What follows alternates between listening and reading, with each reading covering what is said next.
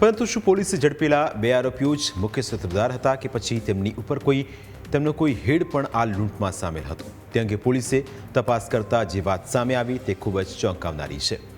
લૂંટની ઘટનાનું મુખ્ય કેન્દ્ર બિંદુ બિહારના પટનાની આદર્શ સેન્ટ્રલ જેલ છે, જ્યાં વિવિધ ગંભીર ગુનાની સજા કાપી રહેલો કુંદન ભગત આ લૂંટનો મુખ્ય સૂત્રધાર હતો, જેણે 2023માં દહેરાદૂનમાં જ્વેલરી શોપમાંથી કરોડોની લૂંટ કરી.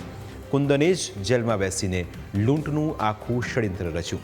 તેણે જેલની બહાર રહેલા પોતાના માણસો દ્વારા આખો પ્લાન તૈયાર કર્યો. લૂંટ માટે સુરત શહેરની પસંદગી કરવામાં આવી, કારણ કે કુંદન ભગત ગેંગના કેટલાક સાગરીત સુરતમાં રહે છે.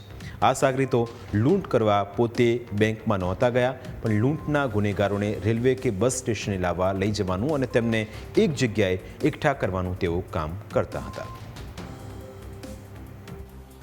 પૂરા આંતરરાજ્ય એક ગેંગ છે જેના મેઇન સરગના છે કુંદન ભગત. જો આ કુંદન ભગત અત્યારે પટનાના બેઉર જેલમાં સિરિયસ ગુનાઓમાં જો જેલમાં છે. જો અને આ જ ગેંગના જો સરગના જો 2023માં દહેરાદૂનમાં, જ્યારે ત્યાંના દહેરાદૂનનો મોટો ફંક્શન ચાલતા હતા, વીવીઆઈપી વિઝિટ જે દિવસે હતી તે દિવસે જો રિલાયન્સના આપણા જો જ્વેલરી શોપમાં જો આ લોકો લૂંટ કરી હતી, 13 કરોડ રૂપિયાના લૂંટ થઈ હતી.